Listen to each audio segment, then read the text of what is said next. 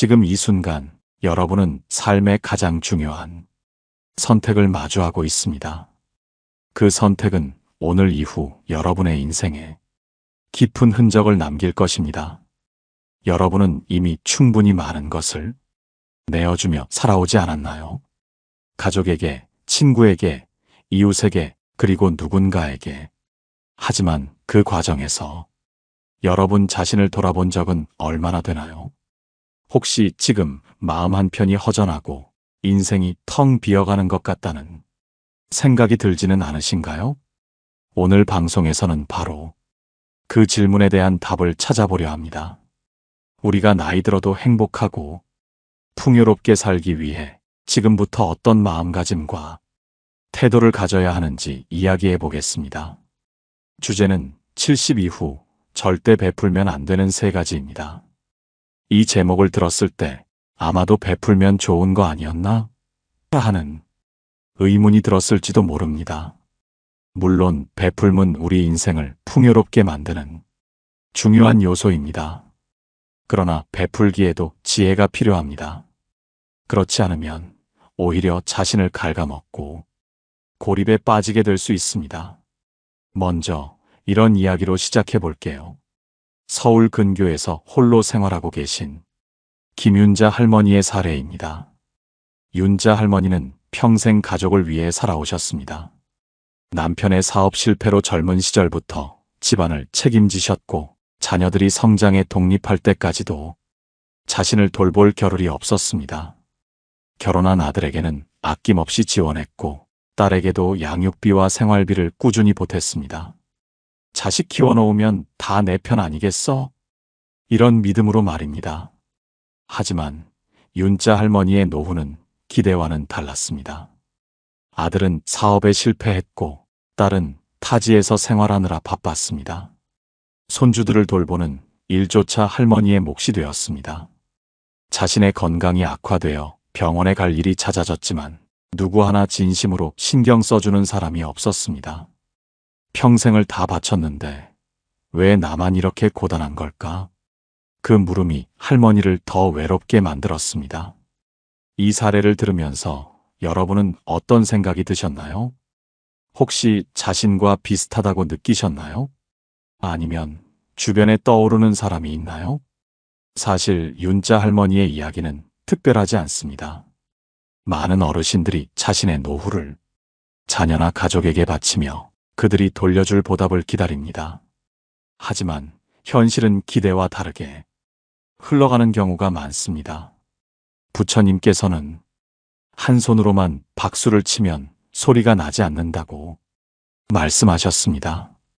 이는 관계에서도 마찬가지입니다. 주기만 하는 관계는 결코 오래 유지될 수 없으며 결국에는 주는 사람의 마음을 갉아먹게 됩니다. 특히 나이가 들어가는 시점에는 자신의 행복을 지키기 위한 지혜로운 선택이 필요합니다. 오늘 우리는 70 이후의 삶에서 절대 베풀면 안 되는 3가지를 살펴볼 것입니다. 왜 이를 악물고 인색해져야 하는지, 그리고 그것이 여러분의 노후에 어떤 변화를 가져다 줄 수 있는지 알아보겠습니다. 지금부터 이어질 이야기들 속에서 여러분의 삶을 바꿀 작은 깨달음을 얻으시길 바랍니다. 오늘의 이야기는 첫 번째 주제로 시작됩니다. 이제 준비되셨나요? 그럼 이제 본격적으로 이야기를 시작해 보겠습니다. 70 이후에 절대 베풀면 안 되는 첫 번째, 바로 경제적인 베풀입니다. 많은 분들이 자녀와 가족을 위해 자신이 가진 재산을 아낌없이 내어주곤 합니다. 이것이 사랑의 표현이라고 믿으니까요. 하지만 나이가 들수록 재정적인 안정은 개인의 삶에서 가장 중요한 축이 됩니다. 그럼에도 불구하고 우리 사회에서는 노년층의 재산을 자녀를 위해 쓰는 것이 당연시되곤 합니다. 사례를 들어볼까요? 정민호 씨는 은퇴 후 자그마한 집과 약간의 예금을 남기고 노후를 준비했습니다. 하지만 외동딸이 결혼하면서 큰돈이 필요하다고 부탁했고 민호 씨는 자신의 집을 담보로 대출까지 받아 딸을 도와주었습니다. 내 자식인데 안 도와줄 수 있겠어? 이런 생각으로 말입니다. 처음에는 모든 것이 괜찮아 보였습니다. 딸과 사위는 집을 마련하고 안정적인 가정을 꾸리는 듯 했죠. 하지만 몇 년이 지나지 않아 사위의 사업이 실패하면서 상황이 바뀌었습니다. 딸 네 가족이 민호 씨 집으로 들어오게 되었고 대출 상환은커녕 생활비까지 민호 씨가 부담해야 하는 상황이 되었습니다. 그렇게 민호 씨의 노후 계획은 완전히 무너졌습니다. 이 이야기를 들으면서 어떤 생각이 드셨나요? 혹시 민호 씨의 선택이 잘못되었다고 생각하시나요? 아니면 그 선택이 부득이했다고 느끼시나요? 사실 많은 부모들이 민호 씨처럼 자녀의 요청을 거절하기 어려워합니다. 부모가 돼서 자식을 돕지 않으면 누가 돕겠냐는 잘못된 생각 때문입니다. 하지만 중요한 것은 나의 삶을 지키는 것이 자녀를 돕는 것만큼이나 중요하다는 사실입니다. 부처님께서는 이렇게 말씀하셨습니다. 모든 것이 본래부터 내 것이 아니라 잠시 내가 빌려 쓰고 있을 뿐이다. 이는 재산 또한 마찬가지입니다. 우리가 가진 재산은 자신의 행복을 위해 가장 먼저 사용되어야 합니다. 내가 재정적으로 안정적일 때 비로소 다른 이들에게도 올바르게 베풀 수 있는 여유가 생깁니다. 이제 여러분께 질문을 드려볼게요.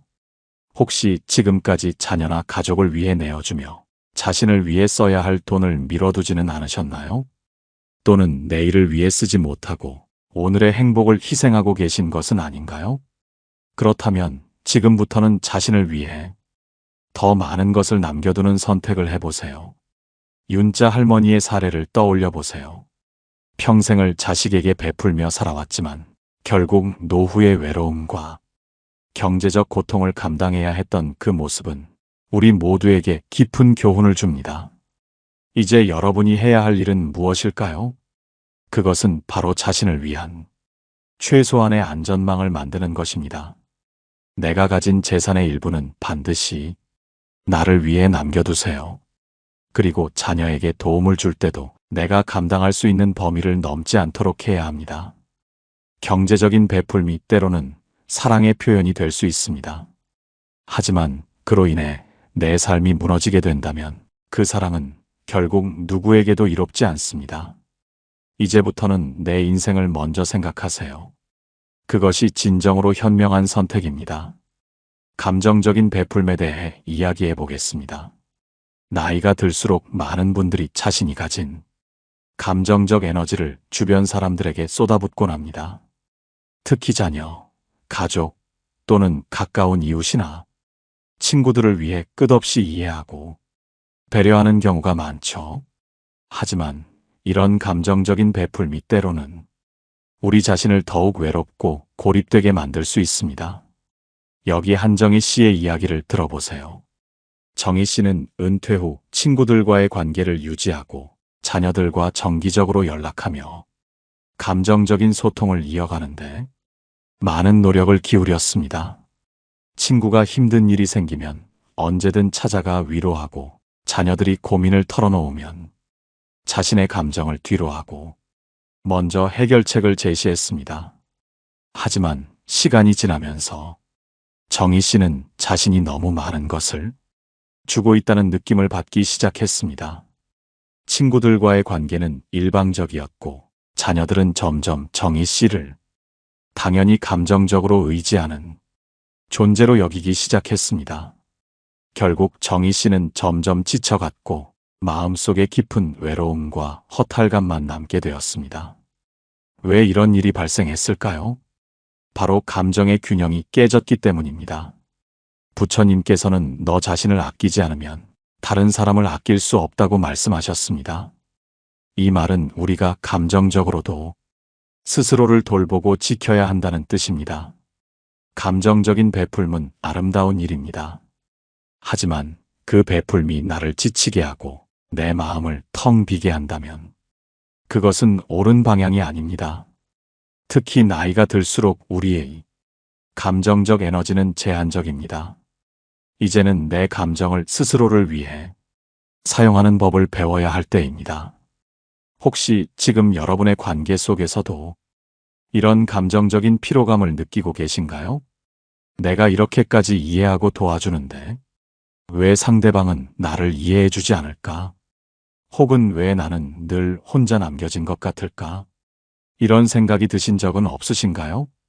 감정적인 베풀면서 벗어나기 위해 필요한 첫 번째 단계는 스스로의 감정을 인정하고 그것을 존중하는 것입니다.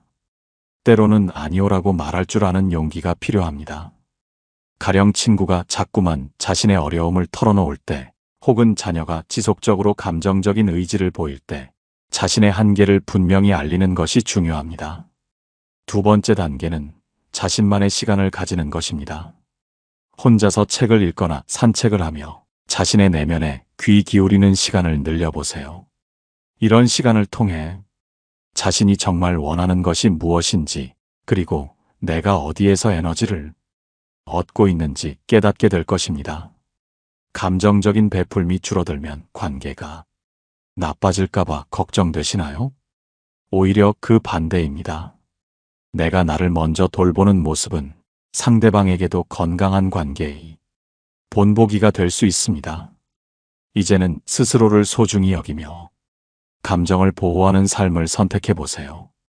오늘 말씀드린 내용 중에서 혹시 여러분의 마음을 울리는 부분이 있었나요? 감정적인 에너지가 고갈되었던 경험이나 누군가를 위해 너무 많이 내어준 적이 있다면 댓글로 함께 나누어 주세요. 여러분의 이야기는 다른 사람들에게도 큰 힘이 될 것입니다. 자, 이제 마지막으로 남은 중요한 이야기가 있습니다. 70 이후에 절대 베풀면 안 되는 세 번째, 그것은 바로 시간적인 베풀입니다. 이번에는 시간적인 베풀에 대해 이야기해 보겠습니다. 나이가 들수록 시간은 더욱 소중한 자원이 됩니다. 그럼에도 불구하고 우리는 종종 자신의 시간을 너무 쉽게 내어주곤 합니다. 자녀들의 부탁, 친구들의 요청, 때로는 이웃과의 소소한 부탁까지 모두가 우리의 시간을 당연히 여기는 경우가 많습니다. 정순옥 씨의 이야기를 들어보세요. 순옥 씨는 은퇴 후 여유로운 삶을 꿈꿨습니다. 오랜 시간 일만 하며 살아왔기 때문에 이제는 자신만의 시간을 보내고 싶다는 소망이 있었습니다. 하지만 현실은 그렇게 간단하지 않았습니다. 이웃 아주머니가 부탁한 집안일을 돕거나 자녀의 갑작스러운 부탁에 운전기사처럼 달려가는 일이 반복됐습니다. 처음에는 기쁘게 시간을 내주었지만 점점 이런 요청들이 자신의 하루를 가득 채우기 시작했습니다. 순옥 씨는 결국 하루가 끝나면 자신의 시간을 하나도 갖지 못한 채 피곤함에 지쳐 잠들곤 했습니다. 왜 우리는 우리의 시간을 이렇게 쉽게 내어주는 걸까요? 그것은 우리가 좋은 사람으로 보이고 싶어 하기 때문입니다. 남들에게 인정받고 사랑받기 위해 자신의 시간을 아낌없이 내어줍니다. 하지만 시간이 지나고 나면 우리는 자신을 위해 남은 시간이 없다는 사실을 깨닫게 됩니다.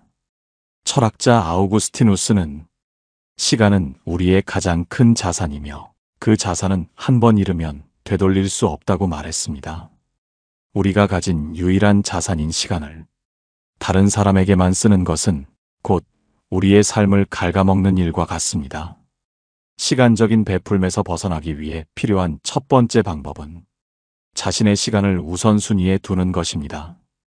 다른 사람의 부탁을 들어주기 전에 내가 오늘 해야 할 일이 무엇인지 먼저 생각해 보세요. 만약 나의 일정이 이미 꽉 차 있다면 정중하게 거절하는 것도 방법입니다. 두 번째 방법은 계획적인 시간 관리입니다. 스스로의 일정을 미리 계획하고 그 안에 나만의 시간을 반드시 포함시키세요. 예를 들어 매일 아침 30분 동안 산책을 하거나 오후에 좋아하는 책을 읽는 시간을 확보하는 것입니다. 이렇게 자신을 위한 시간을 정해두면 남들이 쉽게 그 시간을 침범하지 못하도록 만들 수 있습니다. 혹시 여러분은 주변 사람들의 요청에 시간을 빼앗겨 본 적이 있으신가요? 잠깐만 도와줘. 이 일만 해줄 수 있어?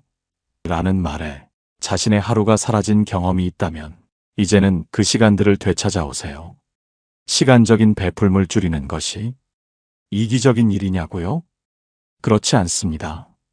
오히려 자신을 먼저 돌보는 것이 진정한 배려입니다. 내 시간을 아낄 줄 아는 사람만이 다른 사람에게도 더 나은 도움을 줄 수 있기 때문입니다. 부처님께서는 이렇게 말씀하셨습니다. 스스로를 소중히 여기는 자만이 타인을 진정으로 소중히 여길 수 있다. 이 말씀처럼 나의 시간을 존중하는 것은 곧 타인을 존중하는 길입니다. 혹시 지금 이 순간 여러분도 시간을 빼앗기고 있다고 느끼시나요? 그렇다면 오늘부터 작은 변화라도 시작해 보세요. 하루 10분이라도 나만을 위한 시간을 만들어 보는 겁니다. 이 작은 변화가 결국에는 더 큰 행복으로 이어질 것입니다.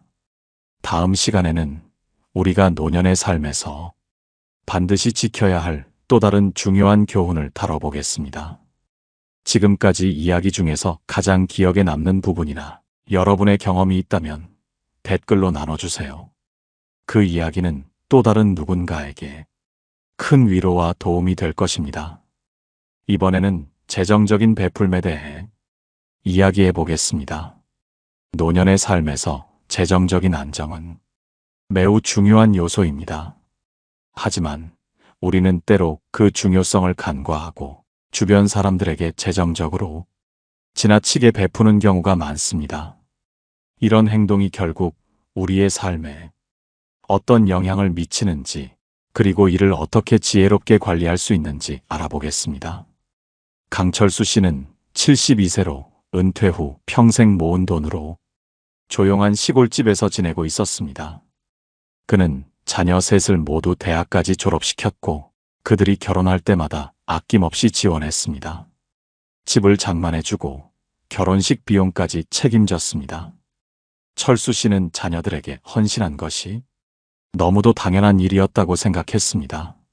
하지만 시간이 지나며 문제는 하나둘씩 생기기 시작했습니다. 첫째 자녀는 갑작스러운 사업 실패로 돈을 빌려달라고 했고, 둘째는 자녀 교육비가 부족하다며 도움을 요청했습니다. 셋째는 집 대출 상환이 어려워 추가적인 지원을 요구했습니다. 처음에는 기꺼이 도왔지만 그로 인해 철수 씨는 자신의 노후 자금이 점점 줄어드는 것을 느꼈습니다. 결국 철수 씨는 자신이 아프거나 긴급한 상황이 닥쳤을 때 도움받을 자금이 거의 남아있지 않다는 사실을 깨닫게 되었습니다. 왜 우리는 재정적인 베풀음에서 벗어나기 힘든 걸까요? 그것은 우리 마음 깊은 곳에 자리 잡은 죄책감과 사랑의 왜곡된 표현 때문입니다. 우리는 베푸는 행위를 통해 자녀에게 사랑을 보여주고 스스로에게도 좋은 부모라는 확신을 주고 싶어 합니다. 하지만 철학자 세네카는 이렇게 말했습니다. 너무 많이 주는 것은 도움을 주는 것이 아니라 상대를 약하게 만드는 행위일 뿐이다. 베풀미 지나치면 받는 사람은 그것을 의존으로 받아들이게 되고 주는 사람은 자신의 삶을 희생하게 됩니다. 그렇다면 노년에 우리는 재정적인 베풀음을 어떻게 관리해야 할까요? 첫째로 우선순위를 정해야 합니다. 모든 요청에 응답할 필요는 없습니다. 자녀나 주변 사람이 요청할 때 그것이 정말로 꼭 필요한지, 내가 이를 지원하면서 내 삶에 문제가 생기지 않을지 냉정하게 판단할 필요가 있습니다. 둘째로 자산의 일부를 나 자신을 위해 꼭 남겨두어야 합니다. 노후에는 예상치 못한 일이 종종 생깁니다.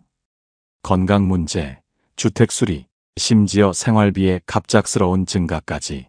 이 모든 상황에 대비하려면 나만을 위한 안전자금을 확보해 두어야 합니다.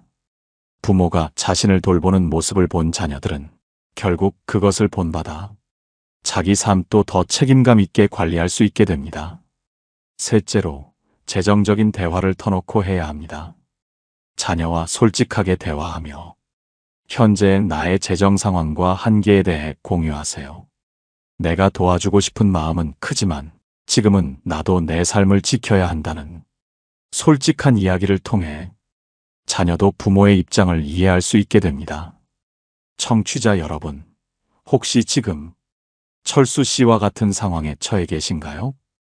혹은 아직은 아니지만 언젠가 그럴 수 있다는 두려움을 느끼시나요? 그렇다면 오늘부터 작은 변화를 시작해 보세요. 재정적인 베풀물 현명하게 관리하는 것이 내 삶을 지키는 첫걸음이 될 것입니다. 부처님께서는 욕심은 삶을 파괴하지만 지혜로운 나눔은 삶을 풍요롭게 한다고 하셨습니다. 이 말처럼 현명한 나눔과 불필요한 베풀매의 차이를 아는 것이 노년의 행복을 결정짓는 중요한 요소입니다. 이제 다음으로 넘어가 보겠습니다. 6번째 이야기는 감정적인 베풀매에 관한 내용입니다. 우리가 얼마나 자주 감정을 남들에게 내어주고 그로 인해 상처받고 있는지에 대해 이야기할 예정입니다. 이 이야기를 통해 여러분의 마음을 어떻게 지킬 수 있을지 함께 고민해 보겠습니다. 감정적인 베풀매에 대해 이야기할 차례입니다. 이 주제는 재정적인 베풀 못지않게 중요하지만 그만큼 자주 간과되는 부분이기도 합니다. 우리가 살아가며 다른 사람들에게 감정을 내어주는 것은 인간관계에서 자연스러운 일입니다. 하지만 그것이 지나치게 되면 우리 스스로의 마음과 행복이 흔들릴 수 있습니다. 김영희 씨는 68세로 평생 주변 사람들에게 감정적으로 헌신하며 살아왔습니다. 자녀가 어릴 때는 그들의 고충과 고민을 전부 자신의 문제처럼 떠안으며 해결하려 했습니다. 친구들이 힘들어할 때는 밤늦게까지 전화를 받으며 그들의 이야기를 들어주었습니다. 그리고 시댁과 친정에서도 누군가 다투거나 문제가 생기면 중재자로 나서며 온 정성을 쏟았습니다. 영희 씨는 자신이 헌신하는 만큼 다른 사람들에게서도 보답받을 거라고 생각했습니다. 하지만 시간이 흐르면서 그녀는 점점 외로워졌습니다. 정작 자신이 힘든 상황에 처했을 때 그 누구도 그녀의 마음을 알아주지 않았기 때문입니다. 사람들은 그녀가 늘 강하고 모든 것을 혼자 해결할 수 있는 사람이라고 생각했습니다. 그래서 그녀가 도움을 요청할 때조차 그 진정성을 제대로 받아들이지 않았습니다.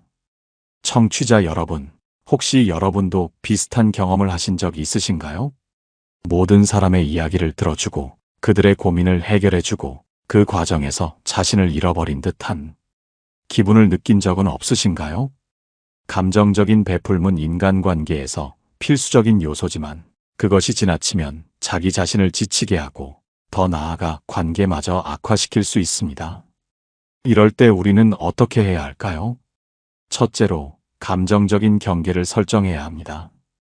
감정적인 경계란 내가 어디까지 다른 사람을 돕고 어디서부터 내 마음을 지켜야 하는지 명확히 아는 것입니다.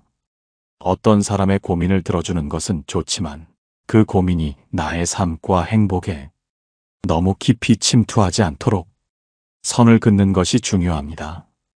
이 선은 단순히 상대방과의 거리만이 아니라 내가 스스로를 얼마나 보호할 수 있는지와도 관련이 있습니다. 둘째로 감정을 나눌 때는 스스로를 먼저 돌보아야 합니다. 비행기에서 산소 마스크를 쓰는 방법에 대한 안내를 들어보신 적 있으실 겁니다. 다른 사람을 돕기 전에 자신에게 먼저 산소 마스크를 착용하세요. 이와 마찬가지로 내 마음이 지치고 텅 비어 있을 때는 다른 사람의 감정을 받아들일 여력이 없습니다. 스스로를 돌보고 자신의 감정을 충전한 상태에서 다른 사람을 돕는 것이 훨씬 더 건강한 방식입니다. 셋째로, 노라고 말하는 연습을 해야 합니다. 우리는 종종 다른 사람의 요청을 거절하면 그들이 실망하거나 우리와 멀어질 것이라는 두려움을 느낍니다. 하지만 적절한 거절은 관계를 더 건강하게 만듭니다. 지금은 내가 너무 힘들어서 내 이야기를 들어줄 여유가 없을 것 같아. 이런 말이 상대방에게도 나에게도 오히려 더 솔직한 대화가 될 수 있습니다. 마르쿠스 아우렐리우스는 이렇게 말했습니다. 너무 많은 것을 담으려고 하면 그 그릇은 결국 깨지고 만다. 우리의 마음이라는 그릇도 마찬가지입니다. 너무 많은 감정을 담으려 하면 결국에는 그 무게를 감당하지 못하고 균열이 생기고 말 것입니다. 부처님께서도 말씀하셨습니다. 모든 일을 사랑하되 그 사랑이 당신 자신을 파괴하지 않게 하라. 감정적인 베풀미란 사랑의 한 형태입니다. 하지만 그것이 나를 해치고 내 삶의 균형을 깨뜨린다면 결코 건강한 사랑이 될 수 없습니다. 청취자 여러분, 이 방송을 듣고 계신 지금 혹시 떠오르는 누군가가 있으신가요? 그들의 감정을 지나치게 떠안고 있었던 자신을 발견하게 되지는 않으셨나요? 오늘부터는 감정적인 경계를 설정하며 나의 마음을 지키는 법을 연습해 보세요. 이제 마지막 이야기로 넘어가 보겠습니다. 오늘의 방송을 마무리하며 앞서 다뤘던 내용을 하나로 연결하는 시간을 가져보려 합니다. 그리고 노년의 삶에서 베풀매 균형을 어떻게 맞춰야 할지에 대해 더 깊이 이야기해 보겠습니다. 우리가 살아가면서 느끼는 행복은 결코 무조건적인 베풀매서만 오지 않습니다. 때로는 주고받는 관계의 균형 속에서, 그리고 나 자신을 존중하고 사랑하는 순간 속에서 진정한 평온과 기쁨을 찾을 수 있습니다. 지난 파트들에서 우리는 재정적인 베풀, 시간과 에너지의 베풀, 감정적인 베풀에 대해 이야기를 나누었습니다. 이 모든 것이 적절한 경계를 설정하지 못했을 때 어떻게 우리의 삶을 갉아먹을 수 있는지 다양한 사례를 통해 살펴보았습니다. 이제는 이 모든 것을 조화롭게 유지하며 내가 주고받는 관계 속에서 어떻게 행복을 지킬 수 있을지에 대해 구체적인 방법을 함께 고민해 보려 합니다. 먼저, 나에게 가장 먼저 베풀어야 한다는 것을 기억하세요. 많은 사람들이 자신을 돌보는 것보다 타인을 우선시하는 삶을 살아갑니다. 특히 나이가 들수록 나는 이제 뒷전이어도 괜찮다는 생각이 들기도 합니다. 하지만 나 자신을 아끼고 사랑하는 일이 곧 다른 사람에게도 건강한 에너지를 줄 수 있는 출발점이 됩니다. 예를 들어 아침마다 짧게라도 산책을 하며 몸과 마음을 돌보는 시간을 가져보세요. 좋아하는 음악을 듣거나 혼자만의 여유로운 시간을 보내며 스스로를 위한 작은 선물을 준비해 보세요. 이러한 시간은 단순한 휴식이 아니라 내 삶을 충전하고 활력을 되찾는 중요한 순간이 될 것입니다. 둘째로, 베풀매 목적을 명확히 하세요. 무조건적으로 베푸는 것이 아니라 그 행동이 나와 상대방 모두에게 어떤 가치를 줄 수 있을지 고민해 보세요. 내가 주는 도움이나 자원이 상대방에게 진정 필요한 것인지, 아니면 단순히 내 불안감이나 죄책감을 해소하기 위한 행동은 아닌지 스스로에게 물어보는 것입니다. 셋째로, 관계를 정리하는 용기를 가지세요. 어떤 관계는 우리의 노력에도 불구하고 더 이상 건강하게 유지될 수 없을 때가 있습니다. 이럴 때는 미련을 갖지 말고 그 관계를 놓아주는 것이 중요합니다. 관계를 놓는다는 것은 상대방을 미워하거나 등지는 것이 아니라 내가 더 이상 그 관계에 얽매이지 않기로 결심하는 것입니다. 사례를 하나 들려드릴게요. 이순자 씨는 평생을 친구들과의 우정을 지키기 위해 노력했습니다.